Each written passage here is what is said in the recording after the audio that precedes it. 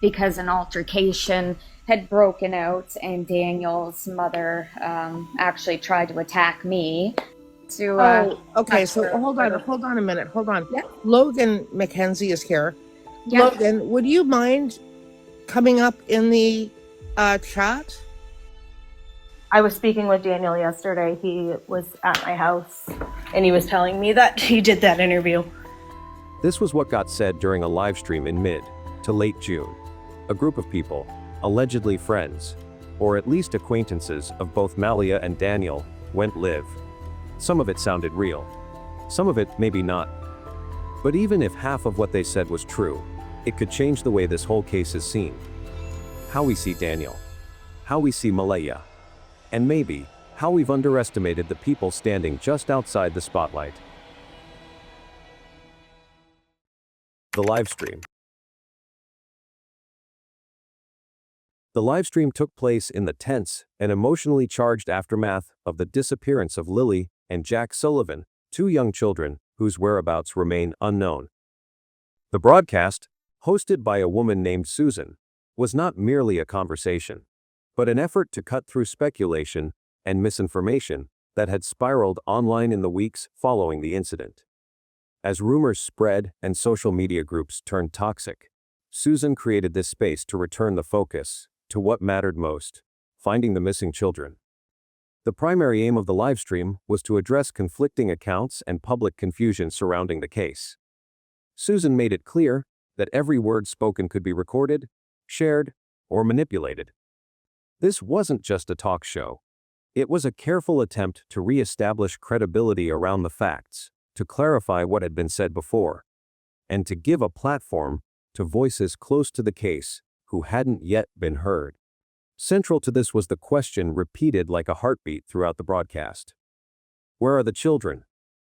Among the key participants was Cheryl, a longtime friend of Malehya Brooks Murray, the mother of the two missing kids.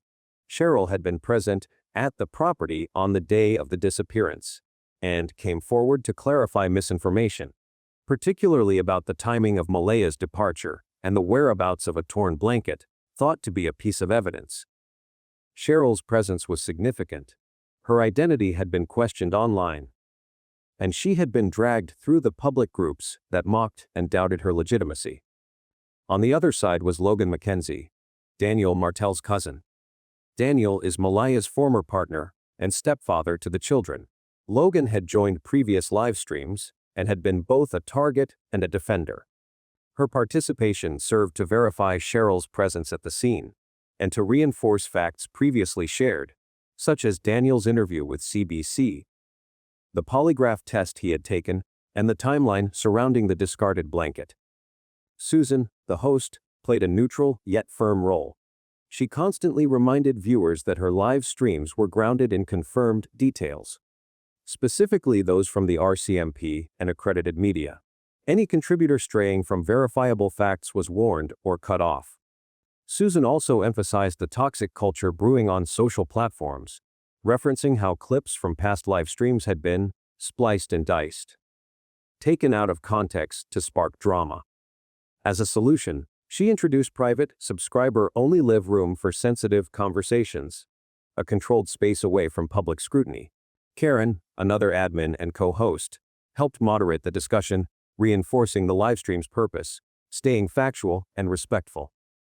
Jeremy, one of the live viewers, chimed in with pointed questions about the polygraph tests, Daniel's behavior, and the overall tensions between the two families.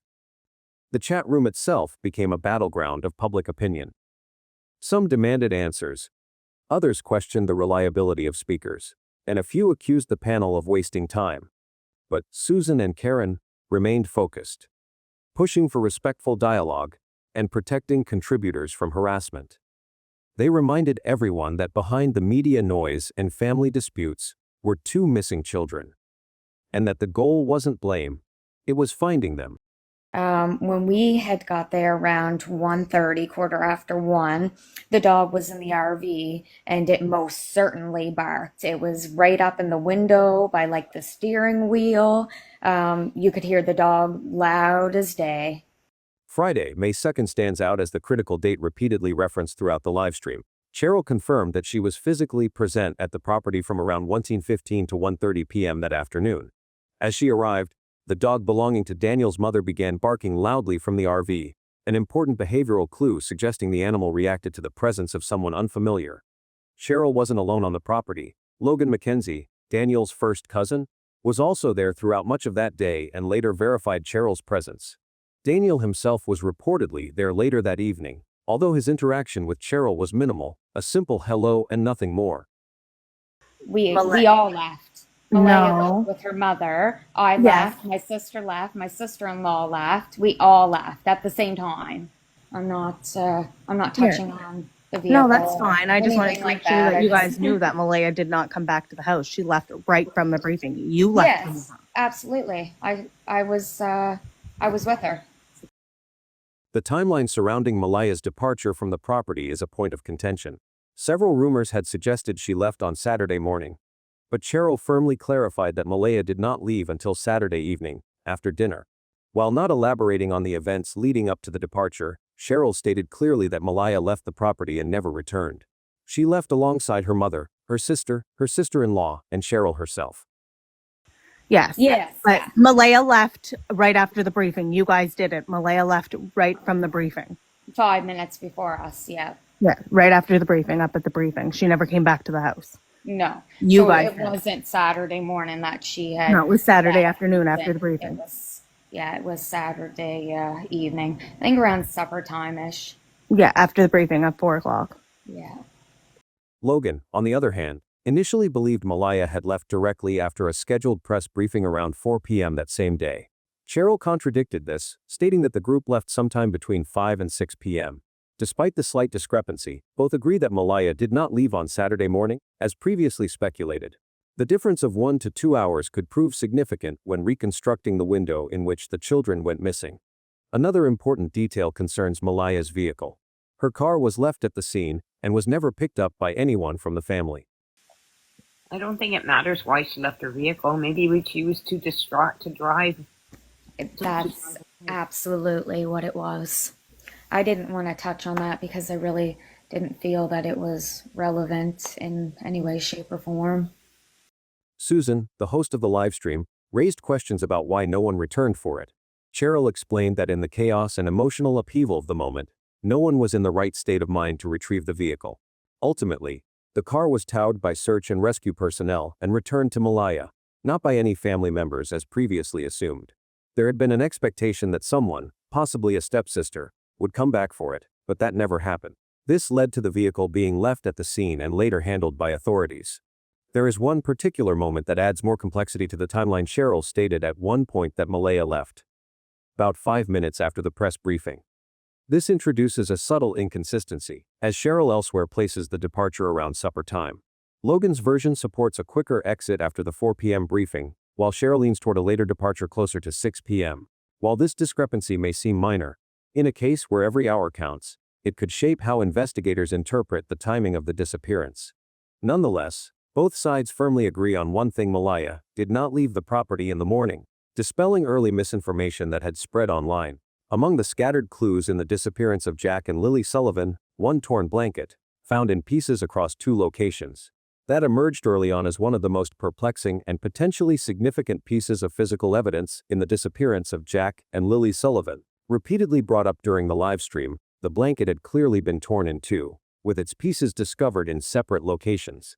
This detail alone raised serious questions, not only about its chain of custody, but also about its potential connection to the children, particularly Lily.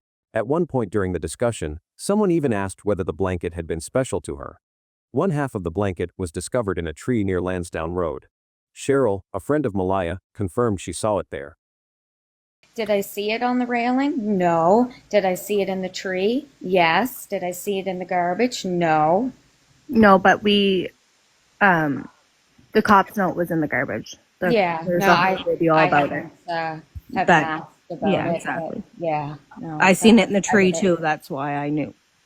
You what? I said I was there when you found it in the tree. Like I was there 2 seconds after you guys found it. Yes. Yeah. I seen it in the tree, too. That's why I knew. The other half was eventually located in a garbage bin. According to Logan McKenzie, Daniel Martell had admitted to throwing the blanket out about a week earlier because it was ripped. Logan recalled Daniel saying, "I put that blanket in the garbage. I'm going to say about a week ago, because it was ripped."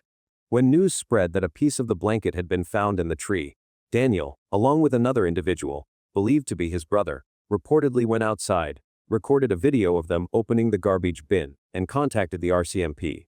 The police arrived shortly after to collect the evidence. As Logan noted, the RCMPs came right out after that. The bag was still in the garbage bin and the garbage bin was closed. However, accounts about the blanket's whereabouts and discovery were far from consistent. Cheryl initially claimed the blanket was on the railing. "As far as I knew, the blanket was on the railing." Later, under scrutiny, she admitted she hadn't seen it there herself. "I was told it was on the railing." "Did I see it on the railing?" "No." "Did I see it in the tree?" "Yes." "Did I see it in the garbage?" "No." This inconsistency drew concern, with Susan and others emphasizing the significance of precise details. "It does matter where the blanket was," Susan said. "It is a significant piece to the story, the investigation." Daniel's version added further complexity. He reportedly claimed that he had discarded the blanket about a week before, well before the disappearance, and only learned it had been found in the tree after Malehya had already left the property. Logan recalled, Was the whole garbage bag taken with the half of the blanket in the garbage bag that was torn open? No, see, when Daniel found out about the blanket in the tree, because he was in the woods before knowing about it, and found out after Malehya left about it, he went out to the garbage because we all mentioned the blanket. So he went out, he goes, "I put that blanket in the garbage, I'm going to say about a week ago, because it was ripped." Daniel found out about the blanket in the tree. He was in the woods before knowing about it, and he said he had put it in the garbage a week ago. The discovery of the piece in the tree set off a quick reaction. Those on the scene, including Daniel and others, checked the garbage, confirmed the other half was still inside, and contacted police. The RCMP responded quickly and collected the bag for further analysis. Multiple people confirmed that the bin had been closed and undisturbed prior to police arrival, suggesting the evidence may have remained uncontaminated. Still, serious questions remain. If Daniel had thrown the blanket out days earlier, how did a portion of it end up outside, in a tree near the roadside? Who took it from the trash, if anyone, and why? Could it have been used to hide or transport something, or was it intentionally discarded to remove forensic evidence? According to one speaker, The blanket had actually been ripped and had been used to cover a window. the blanket had actually been ripped and had been used to cover a window, suggesting it may not have been trash at all, but something with recent and purposeful use. Further complicating matters was the unclear condition of the blanket itself. The text offers no details on whether it had been ripped by hand or cut with a tool, something that could hint at either a casual disposal or a more deliberate act. Adding another layer, the emotional significance of the blanket was hinted at but never confirmed. When asked whether it had been special to Lilly, Logan deflected slightly, focusing on its utility. It had been used to cover a window, without confirming any sentimental value. In the end, the blanket became more than a household object. It was a focal point for conflicting narratives, raising more questions than answers. Was it simply discarded because it was torn? Or did it play a role in something much darker? What remains clear is that within this seemingly mundane piece of fabric lies a thread that could either unravel a timeline or help stitch it back together. The presence of the dog in the investigation surrounding the disappearance of Jack and Lilly Sullivan may seem trivial at first glance, but it holds potentially significant implications. According to the information shared during the live stream, the dog belonged to Daniel Martell's mother and typically stayed inside her RV, which was parked on the property where the children went missing. This detail becomes important when considering what the dog may or may not have reacted to around the time the children disappeared. Logan McKenzie, Daniel's cousin and someone familiar with the environment, mentioned that the dog was particularly sensitive to the sounds of children, especially to Lily's screams, or when the kids were loudly playing or running around. She explained that the dog would frequently bark in response to this kind of activity, stating, When we were talking about the dog, you had made stated that the dog is really triggered. When Lily does that screaming. Yeah, mainly by Lily screaming and is triggered by the kids. Yes, because, well, what animal isn't triggered by animals to run when they run around screaming and yelling? "What animal isn't triggered by kids screaming and running?" This implies that the dog had a low threshold for reacting to commotion, particularly when it involved the children. On May 2, the day the children went missing, Cheryl, a close friend of Malehya Brooks Murray, stated that she arrived at the property around 1:15 p.m. She confirmed that the dog was indeed inside the RV at the time and was clearly barking. Cheryl described the dog as being visibly alert, standing up by the RV's front window, barking loudly when she and others approached. It most certainly barked, she emphasized, adding that it was positioned right at the steering wheel window, clearly reacting to their presence. However, this observation stands in stark contrast to what Daniel Martel stated during his interview with CBC. Daniel claimed he didn't hear the dog barking that day, suggesting he simply wasn't paying attention to it. His exact words were, "If I'm not paying attention to the dog, I ain't listening for the dog." He also reiterated that the dog was usually kept in the RV with his mother. His response raised questions about his level of awareness of the environment, especially during a critical time when the children were either missing or just about to be reported as such. Susan, the livestream host, seized on this detail to raise an important point. If the dog was known to bark at children or strangers, why wasn't its barking a significant signal that something was wrong, or at least unusual, at the time of the incident? She pointed out that for a dog that reacts even to small disturbances, the absence of barking during a potential abduction or disappearance is curious. Could someone have approached the area without alerting the dog? If so, was it someone familiar enough that the dog didn't perceive them as a threat? Logan, while familiar with the dog's general behavior, didn't offer a firm answer. She admitted she wasn't really paying attention to the dog that day, as she doesn't consider herself an animal person. She said plainly, "I wasn't paying attention to the dog." This ambiguous stance left more questions than answers, particularly because Cheryl recalled the dog barking clearly, while Logan didn't offer any meaningful confirmation. Adding another layer of complexity, Logan had made an offhand remark during the conversation, "Animals are triggered by animals," referring to how children's behavior can provoke dogs. Some in the chat misconstrued this comment, mistakenly thinking she had referred to Lily as an animal. Logan immediately clarified it was a slip of the tongue and had no malicious intent. This moment served as a reminder of how easily words can be twisted in emotionally charged cases, and how participants must constantly be cautious about what they say. Susan made it clear that this seemingly minor detail, whether or not the dog barked and who noticed it, holds investigative weight. It could help determine whether someone entered or exited the property, whether the dog reacted at all, and whether someone may have been able to carry out an abduction unnoticed. The barking, or lack thereof, could also reflect who was present at critical moments and how alert others on the property were to their surroundings. From an investigative standpoint, the absence or presence of barking raises critical implications. If the dog is known to bark at unfamiliar people or loud noises, its silence during a key moment could imply that the person present was someone the dog recognized and didn't perceive as a threat. Alternatively, it could suggest that the dog was physically removed or isolated at that time, or even distracted intentionally. In another possibility, perhaps the dog did bark, but no one paid attention. In conclusion, while it may seem minor, the issue of whether the dog barked, and who heard it, is a small but potent thread in the larger mystery. It touches on who was present, who may have moved near the RV, and whether any red flags were missed due to distraction, denial, or emotional chaos. It may not hold all the answers, but it certainly raises critical questions.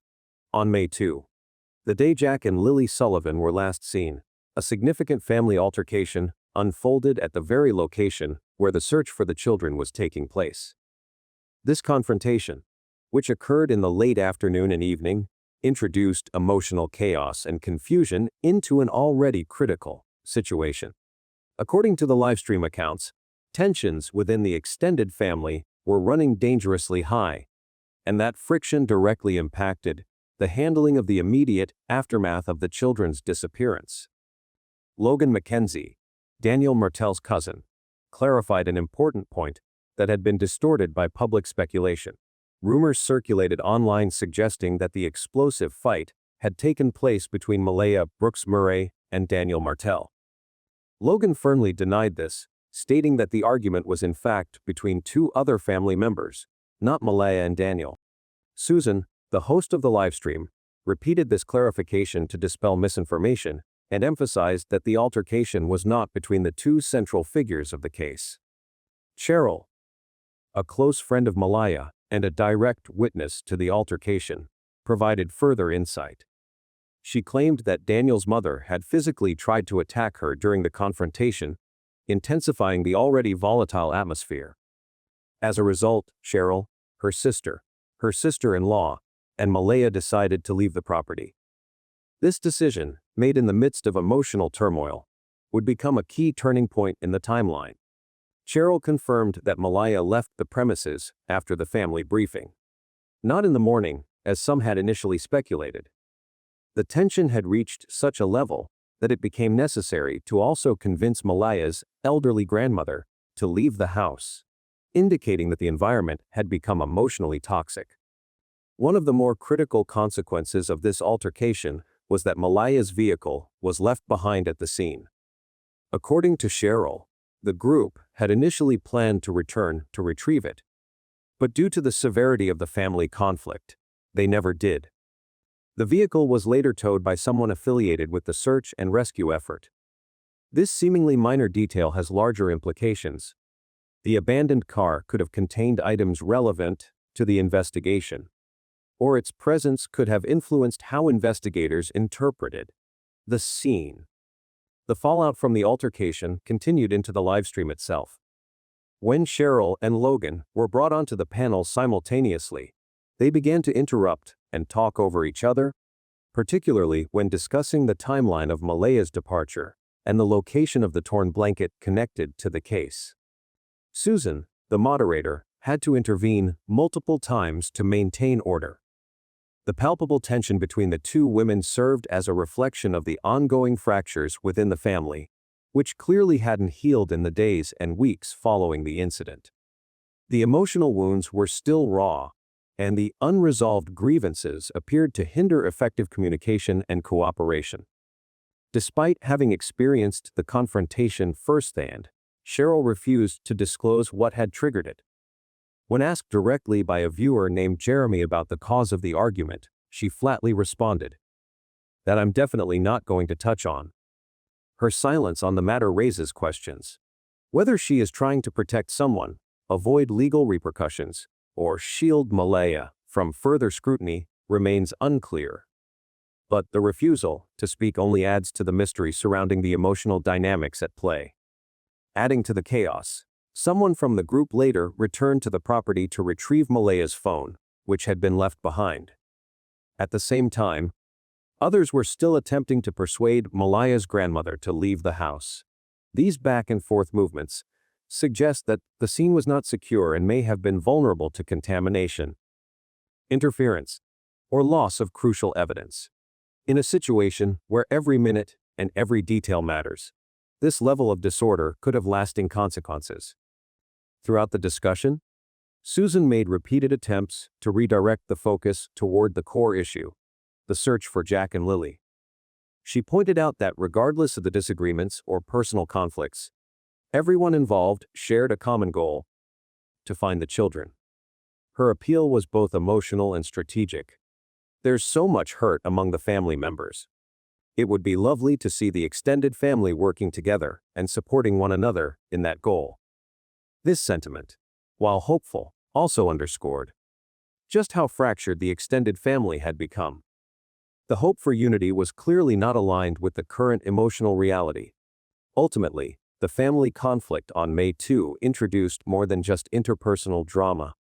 It brought chaos to the timeline, introduced confusion into witness statements, and may have compromised key evidence. While no one has directly accused any family member of wrongdoing, the emotional instability and lingering animosity have clearly interfered with the investigation. As the search for Jack and Lily continues, the effects of that day's conflict remain deeply embedded in the narrative of this case. For Malehya Brooks Murray, the mother of the missing siblings Lily and Jack Sullivan, she has become the subject of intense public scrutiny since the disappearance of her children. Yet, for those who have known her personally, friends, extended family, and even individuals observing her quietly over the years, a very different image emerges. The picture they paint is not one of neglect or suspicion, but of a deeply devoted mother, a soft-spoken woman, and someone whose quiet suffering in the face of unimaginable loss deserves empathy, not judgment. Cheryl, a longtime friend of Malehya, was one of the few people willing to speak publicly in her defense. She emphasized her long-standing relationship with Malehya, saying she had known her for many years and had always seen her be an exceptionally good mother to both Lilly and Jack.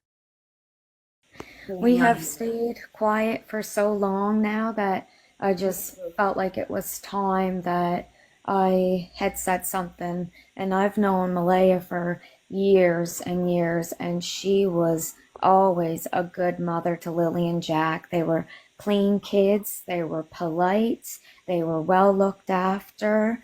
She Yep. never yelled at them, never punished them in, any way. They were good kids, and she was good to them. According to Cheryl Sutel, the children were always well cared for, clean, polite, and emotionally supported. Malehya never yelled at her children, never punished them in a way that raised concern, and always maintained a calm and patient demeanor. Cheryl described their household as stable, safe, and loving, everything that a nurturing environment should be. She even stated unequivocally that everything Belinda, the children's paternal grandmother, said about Malehya's character was 100% true. Belinda, often referred to in the livestream as Cody Sullivan's mom, gave what many in the group considered a powerful testimony about Malehya.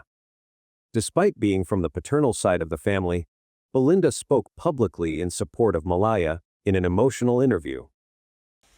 Yeah, a lot of people are making assumptions and saying things, and the reason, because we haven't heard, I'm not saying we should, but because we haven't heard any interviews or anything like that, or seen Malaya, people are making a lot of assumptions about her. But her the grandmother of the grandkids has said it amazingly well, and really, honestly, she didn't have to, right? So what she said was stunning, and it brought a tear to my eye. So it was nice. Malaya's concern is not. Her words were described by other participants as heartfelt and deeply sincere. She did not have to speak up, but she did, and what she said moved many to tears. Her account added significant weight to the argument that Malehya is a kind and loving mother who has been unfairly judged by the public simply because she chose not to engage with media narratives. This restraint from the media spotlight was another point many supporters defended. Karen and Susan, hosts of the livestream discussion, highlighted Malehya's gentle nature. They recounted how she always spoke softly to her children and treated them with patience and care. In her only known interview, Malehya's discomfort with speaking publicly was evident, further reinforcing the idea that she is not someone who seeks attention or performs for the camera. Instead, her actions and demeanor suggest a quiet, introspective person who is simply trying to survive the unthinkable. Cheryl reiterated that Malehya's only concern right now is finding her children. She is not interested in defending herself online or being part of any media spectacle. According to Cheryl, Malehya sees everything people write about her, and while she does not engage, it clearly hurts. She is not immune to the impact of the internet's cruelty, but she refuses to retaliate. This silence has unfortunately been interpreted by some as guilt, but her supporters argue that it's more accurately understood as grief. Further complicating Malehya's situation is the emotional and psychological toll she has suffered. Cheryl noted that, after the police briefing on May 2nd, Malehya left and never returned to the house. It was not an attempt to avoid suspicion, Cheryl explained, but a sign of overwhelming emotional distress. She was so distraught that she couldn't even drive herself. Her mother had to take her away. This small yet powerful detail conveys just how shattered she was in that moment. Malehya's vehicle was left behind, not because of negligence or avoidance, but because she was too emotionally broken to function. Several people in the livestream voiced concern over Malehya's safety and well-being on social media. One participant advised Cheryl to tell Malehya to lock down her account to prevent people from stealing or misusing her photos. Cheryl agreed, confirming that Malehya had been targeted online. These attacks have likely contributed to her withdrawal, with Even close friends like Logan noting that Malehya had not responded to recent messages. This distance, while concerning, was understood by many in the discussion as a coping mechanism rather than avoidance. Importantly, no one in the livestream, neither Cheryl, Corinne, Susan, nor Logan, expressed any belief that Malehya had anything to do with the disappearance of her children. On the contrary, they consistently reinforced her innocence. Susan went as far as to clarify that the RCMP had not arrested anyone in connection with the case and had no official suspects. I just want to make absolutely certain that's clarified. There's been no arrests in the Lilly and Jack Sullivan case, and in fact, the police told the media they have no persons of interest in the Lilly and Jack Sullivan case. This further validates the idea that public speculation is far outpacing the actual investigation. Susan emphasized that her platform operates on confirmed facts from law enforcement and verified interviews, distancing herself from the toxic rumors spreading in other spaces, especially anonymous groups. Cheryl also touched briefly on a 2-year gap in communication during the period Malehya was in a relationship with Daniel Martel. During that time, Malehya had grown distant from many friends and family, a detail that could suggest either isolation or intentional withdrawal, possibly due to stress within the relationship. However, following the disappearance of Lilly and Jack, Cheryl and Malehya reconnected, and Cheryl has been offering her full support ever since. Throughout the livestream, a common thread held strong. There was not a single voice raised against Malehya's character. Those who knew her, or who had taken the time to listen to those who did, agreed on one thing: Malehya is a good mother who is suffering the worst loss imaginable. In the absence of hard evidence or official suspicion, the rush to judge her based on silence and sorrow seems not only premature, but profoundly unfair. Her grief, her quiet demeanor, and her unwavering concern for her children paint a picture not of guilt, but of a mother in mourning. The livestream also mentioned the status of the investigation into the disappearance of Lilly and Jack Sullivan, which is currently being handled by the RCMP, who have transitioned the case to a criminal investigation. This development signals the seriousness with which the authorities are approaching the case and suggests that there may be legal factors at play. As the RCMP continues its investigation, it is clear that the case remains open, with ongoing efforts to collect evidence and piece together what happened. However, no significant breakthroughs or new leads have emerged, leaving the authorities and the public in a state of limbo. While there is no person of interest, the RCMP's determination to solidify the case suggests that they are carefully examining all possibilities to ensure that no critical detail is overlooked. In the meantime, public discourse has been significantly influenced by social media and online platforms, where the flow of information has become increasingly difficult to control. During a recent livestream, Susan, the host, took the opportunity to warn viewers about the dangers of misinformation.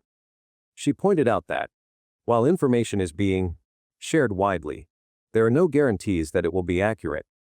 One particular concern that Susan highlighted was the potential for livestream videos to be screened, recorded, and edited.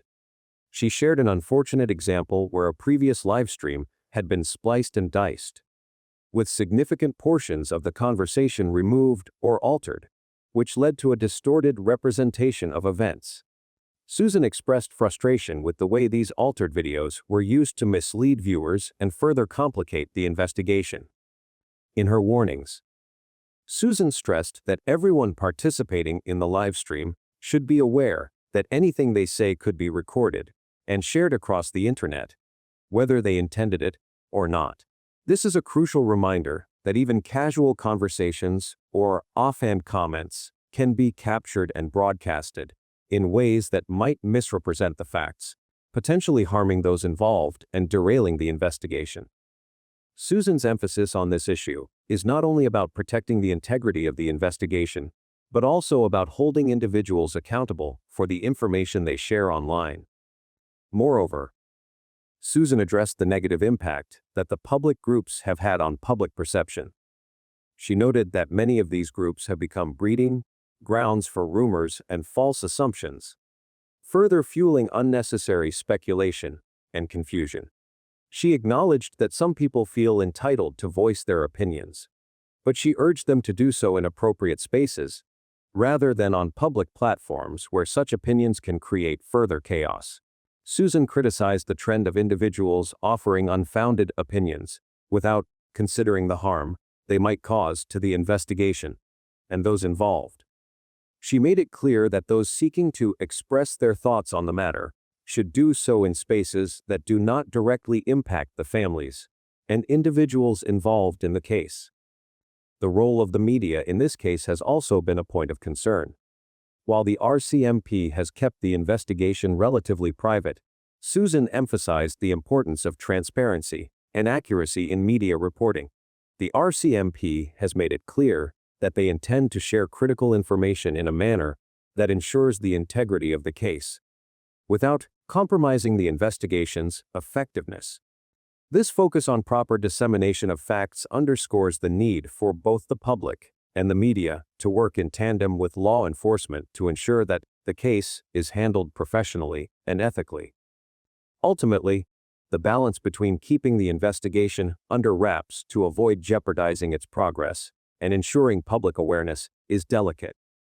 The RCMP's insistence on transparency is designed to maintain control over the narrative, ensuring that the case is not derailed by misinformation.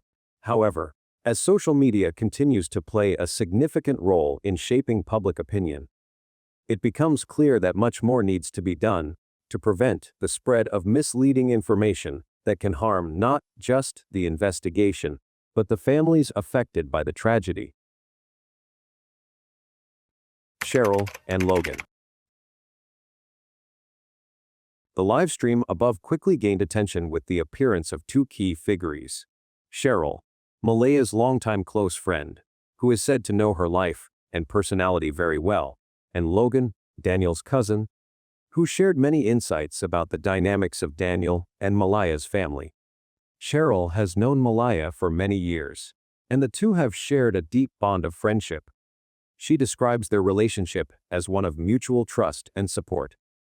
Cheryl has always been there for Malehya, especially during difficult times, but she chooses to keep the specifics of their friendship private, respecting Malehya's need for privacy during the ongoing investigation. Cheryl's decision to not disclose too much about her personal relationship with Malehya shows her deep respect for her friend's space, especially now that Malehya is facing public scrutiny. Despite the challenges Malehya is currently dealing with, Cheryl has been a source of support. While Cheryl refrains from going into details, she confirms that she has tried her best to be there for Malehya. This is evident in her commitment to protecting her friend's privacy, and she has made it clear that she will not share information that could add to the already intense pressure on Malehya. This protective attitude underscores Cheryl's genuine concern for her well-being.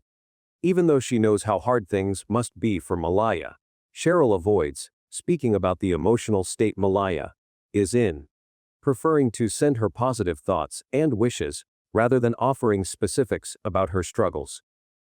Cheryl's approach reflects a deep understanding of the delicate nature of the situation, particularly since Malehya is going through an emotional ordeal. When it comes to the allegations about Malehya's involvement in the disappearance of her children, Cheryl firmly defends her friend. She expresses unwavering belief that Malehya would never harm her children. Cheryl goes as far as to state that Malehya has always been a loving, caring mother, and that there was never any indication that she had done anything wrong by her children. In Cheryl's eyes, Malehya is innocent, and she is clearly upset by any insinuations to the contrary. She stands by her assertion that Malehya was always a good mother to Lilly and Jack, emphasizing that they were well cared for, always clean, and well treated. Cheryl does not, however, delve into the current emotional state of Malehya. She makes it clear that she does not want to speak for Malehya or speculate about her feelings during this traumatic time. Instead, Cheryl focuses on her efforts to offer support in more private, respectful ways. She respects Malehya's decision to avoid public exposure, which aligns with her decision not to speak publicly about the difficult moments Malehya is enduring. This decision also reflects Cheryl's understanding that Malehya needs space to grieve and process the situation without the burden of the public's judgment. Cheryl's relationship with Malehya, however, changed once Malehya began living with Daniel. Cheryl reveals that, since then, she has had little to no contact with Malehya. She makes it clear that after Malehya moved in with Daniel, their communication stopped. Cheryl admits that, for reasons she doesn't elaborate on, she and others lost touch with Malehya after she began living with Daniel. This separation seems to have deepened over time, and Cheryl acknowledges that she has not been involved in Malehya's life during the period she lived with Daniel. In addition to losing contact, Cheryl also confirms that she did not visit Malehya and Daniel when they were living in the trailer. Cheryl's statement about this suggests a growing distance between them as Malehya's relationship with Daniel became more prominent. It seems that, over time, Cheryl's role in Malehya's life diminished as Malehya became more absorbed in her relationship with Daniel. Cheryl doesn't go into specifics about why she did not visit or engage with them, but her words suggest that after Malehya's relationship with Daniel developed, she was less involved with her. In one public exchange, Cheryl defends Malehya against the judgment she's receiving. A comment made about Malehya's appearance on the beach, while her children were missing, provokes a strong reaction from Cheryl. She comments on how easy it is for people to judge without knowing the full story, asserting that no one knows exactly what happened, and, therefore, no one can truly judge Malehya. Cheryl's response highlights her frustration with the public's quickness to make assumptions about Malehya's actions. Despite the mounting pressure and harsh criticism, Cheryl remains steadfast in her belief that Malehya's character is being misrepresented. Through it all, Cheryl is unwavering in her support for Malehya.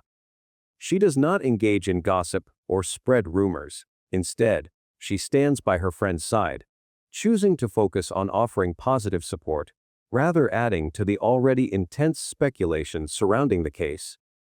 Cheryl continues to protect Malehya's privacy, respecting her wishes and ensuring that she does not become the target of further public scrutiny. This ongoing defense of Malehya shows Cheryl's deep commitment to their long-standing friendship and her belief in Malehya's innocence. Logan Mackenzie, the cousin of Daniel, is closely tied to his family but not personally close to Malehya. While she acknowledges knowing Malehya, she clarifies that she's not particularly close to her, but did meet Malehya on the Saturday of the incident. Logan's relationship with the family has allowed her to offer valuable support and help in clarifying the details surrounding the case, especially regarding the events leading up to the disappearance of Lilly and Jack. Logan has actively participated in several live streams before, where she provided insights and helped defend Malehya from public criticism. She consistently speaks out against any misinformation or misunderstandings about the case, particularly in the context of the public's reactions to the situation. Regarding Malehya's involvement, Logan has been one of the staunchest defenders. She directly opposed the accusations that Malehya was somehow negligent or responsible for her children's disappearance. When some online critics pointed out that Malehya was seen enjoying herself on the beach while her children were missing, Logan strongly rejected such judgments. She argued that Malehya, like anyone else, needed a moment of respite, and it was unfair to criticize her without understanding the emotional turmoil she was likely going through. As the situation unfolded, Logan has also made clear the importance of not jumping to conclusions based on incomplete or altered information. She expressed her frustration with how live streams and videos were often edited or taken out of context, distorting the reality of the situation. Logan emphasized that, in the live streams she participated in, her primary goal was to share factual, verified information and avoid speculating or spreading rumors. She also pushed for caution, reminding the audience to be careful with unconfirmed details. Logan played a key role in supporting Malehya during this trying time, ensuring that her side of the story was accurately represented. She is particularly vocal about the harm caused by misinformation and cutting and editing live streams in ways that misrepresented the truth. She continues to uphold that Malehya is a good mother and would never harm her children, despite the public's perception. When it comes to interactions with the media, Logan shared that she did watch part of Daniel's CBC interview, though she had not watched the full segment. She also mentioned that she had spoken with Daniel the day before, confirming that he had participated in the interview. This conversation provides some insight into Daniel's ongoing involvement in public statements, and Logan's perspective helps contextualize his actions. Despite the challenges, Logan's unwavering support for Malehya is evident. She continues to advocate for Malehya, ensuring that her actions are seen in the right light and defending her character against unfounded accusations. Logan has also expressed the importance of privacy and security in dealing with the media. She has suggested that if Malehya and Daniel were to participate in future live streams, they should do so in a secure, private setting where the integrity of their statements can be better controlled. This shows Logan's understanding of the need for confidentiality and her concern about the risks of public exposure in such sensitive matters. Throughout the ordeal, Logan has made it clear that she doesn't want to speculate or add to the confusion. Instead, she focuses on factual support for Malehya and the search for the missing children, keeping her attention on the most critical issue: the safety and well-being of Lilly and Jack. Logan's commitment to ensuring that truth prevails over speculation sets her apart as a defender of the truth and someone who stands by her family in their time of need. Logan and Cheryl both have strong opinions about Malehya, but they come from completely different perspectives. Logan, as a family member of Daniel, staunchly defends Malehya, asserting that she is a good mother and speaking out against the criticisms of Malehya, particularly when she was accused of being happy on the beach while her children were missing. Logan believes that no one should judge Malehya without fully understanding the situation. In contrast, Cheryl, although being a close friend of Malehya, respects her friend's privacy and doesn't reveal much about what Malehya is going through. However, when facing criticism of Malehya, Cheryl is firm in defending her, stating that Malehya would never harm her children. Despite their strong support for Malehya, their relationship has been strained since Malehya began living with Daniel, creating a divide between them. While both are supportive of Malehya, they come from two very different places and viewpoints. It is clear that the viewpoints of some involved individuals, in this case Logan and Cheryl, are generally positive. However, many have raised concerns about the strange and even dramatic changes in Malehya's personality and life, leading to numerous theories about her role in the case, with some even suggesting that she could be the one who orchestrated it. Let's take a look at these assumptions. The contradictions with known information. Obviously, the livestream clarified the circumstances surrounding Malehya's sudden departure from Daniel's house. It appears that her leaving was a result of escalating tensions between the two families, which had reached a breaking point. There were prior reports suggesting that Janie, Daniel's mother, had been trying to force Malehya to leave for some time. Malehya's family was reportedly very much opposed to her relationship with Daniel, even accusing him of stealing his sweaters to falsely implicate him in the disappearance of the two children. This hints that the disappearance of the children might have been the final straw in an already tense situation. This is completely contrary to the claim that Malehya left due to a request from CPS known before. Moreover, the family conflict raises questions about the truth of Janie's statement, where she mentioned hearing Malehya take the two children outside in the early hours of May 2nd. Janie claimed that when she stepped out of her trailer, the children were already missing, implying that this could have been the time the children disappeared, and Malehya might have handed them over to someone else. The information about the barking dog sheds light on several key points.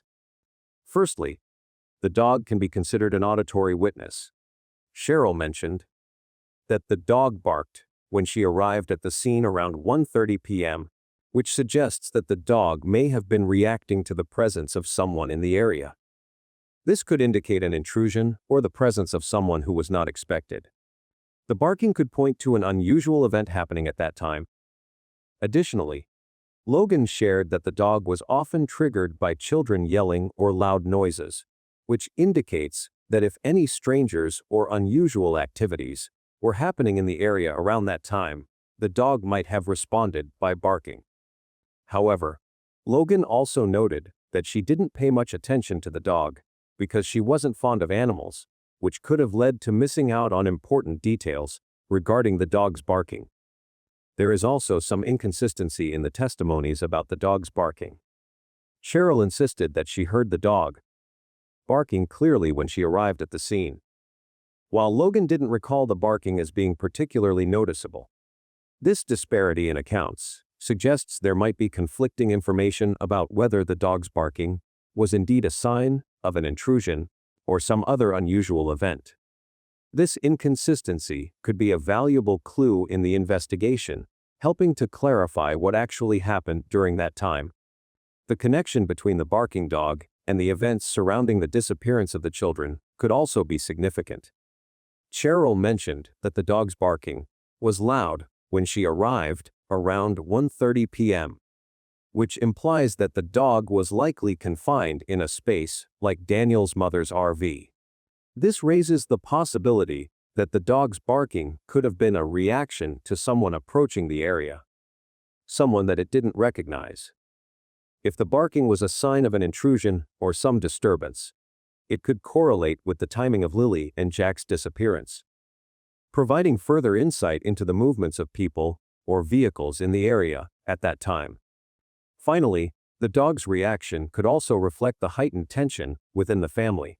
The barking might not only have been triggered by external noises, but could have been a sign of the shifting dynamics within the household or the family's environment at that time.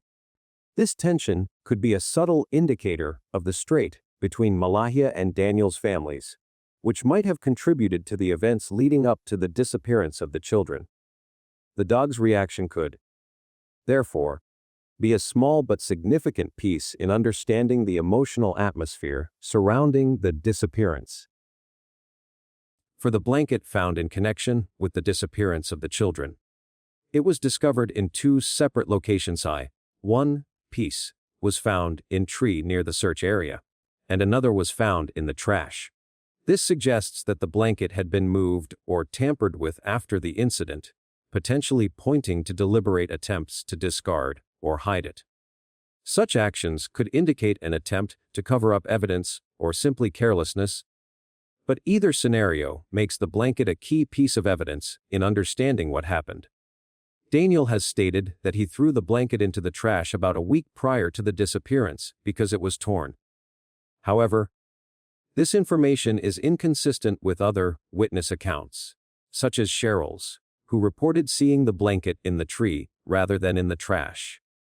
The conflicting reports about the blanket's location, whether in the trash or on the tree, raise suspicions. This contradiction suggests that the blanket could be a crucial piece of evidence direct tied to the children's disappearance. Whether it was discarded intentionally or left behind accidentally, the discrepancy in accounts merits further investigation to determine its role in the case. The blanket might also be linked to Malehya and her family. It's been suggested that the blanket was used to cover a window, which could mean that it was not an ordinary household item, but rather had a specific function in the events leading up to the disappearance. This adds another layer of complexity to the case, as the blanket could hold symbolic or functional significance to the individuals involved. The police have collected the blanket from the trash, confirming that it was torn. This confirms the blanket as physical evidence of importance, implying that it could help clarify the timeline of events.